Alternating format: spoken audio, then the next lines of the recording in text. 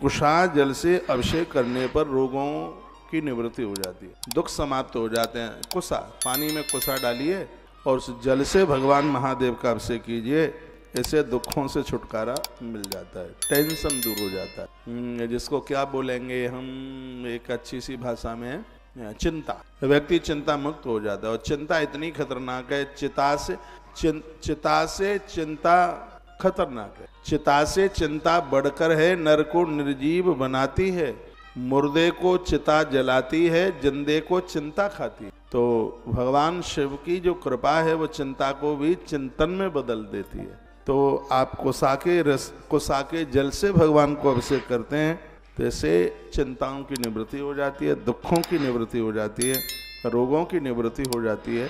यह इसकी बहुत बड़ी महिमा है।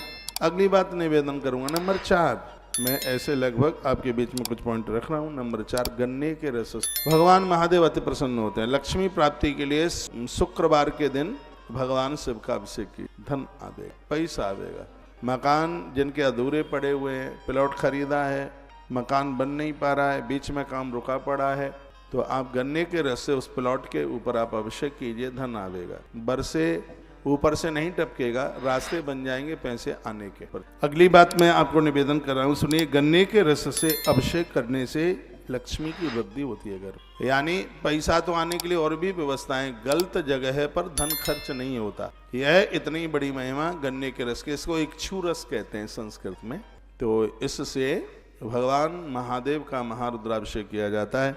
ऐसे भोलेनाथ बड़े प्रसन्न होते हैं। जल में शहद मिलाकर के भगवान शंकर का अभिषेक करने से व्यापार को नजर नहीं लगती। कभी कभी ऐसा होता है दुकान 8 दिन बढ़िया चलती है, 10 दिन के लिए ठप हो जाती है, फिर चलती है, फिर ठप हो जाती है। तो इसमें ये सब बनावटी बातें नहीं है, ग्रंथ साक्षी है। और आनंद की बात यह है कि सब बातें भोलेनाथ अपने मुंह से, मेरी बात का विश्वास ना करो, महादेव की बात का विश्वास कर लो। तो जल में शहद मिला लें, सीधे शहद से नहीं, जल में शहद मिलाएं, उस जल से महारुद्राभिषेक भगवान भोलेनाथ का कीजिए, ऐसे आपके कारोबार को नजर नहीं लगेगी, चलते चलते बीच में ठप नहीं होगा। यह इसकी बहुत बड़ी महिमा है। तत्पश्चात सरसों के तेल से अभिषेक करने पर रोग समाप्त होते हैं। पीली सरसों से अभिषेक करने पर दुश्मन समाप्त होते हैं। पीली सरसों देखी है आपने? हमने देखी है।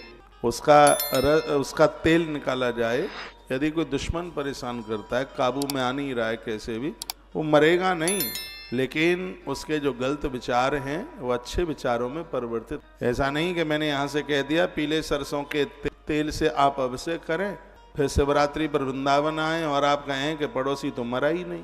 किसी को मारने वाली बात तो मैं यहाँ से कहूँगा ही नहीं।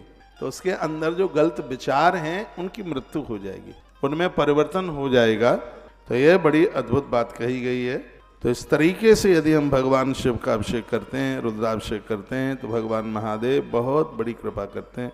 रुद्राभिषेक ठीक विधि से किया जाए तो इसके परिणाम तत्काल प्राप्त हो जाते हैं, देर नहीं लगती। रुद्राभिषेक की बहुत बड़ी महिमा है। रुद्राभिषेक करने से पुराना बुखार समाप्त होता है, दवाई काम कर जाती है। ये इसकी महिमा है महारुद्राभिषेक। पुराने से पुराना ज्वर है, पीड़ित व्यक्ति है, वो ठीक हो जाता है। ये इसकी बड़ी महिमा है। संतान गर्भ में है, ऐसी नारी रुद्राभिषेक का दर्शन कर ले, इससे उसका बेटा सुरक्षित रहता है।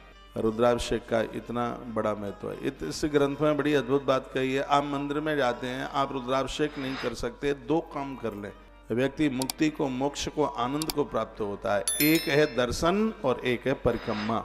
बाहर से दोनों कर लीजिए, आनंद हो जाएगा। दर्शन कर लें और बाहर से प्रदक्षिणा कर लें। ध्यान रखें, पिंडी के पास से महादेव की परिक्रमा करते हैं तो आधी परिक्रमा लगती है, जलेरी को नहीं लांगा जाता। और बाहर मंदिर से आप परिक्रमा करते हैं, मंदिर के बाहर से, तो परिक्रमा पूरी की जाती है।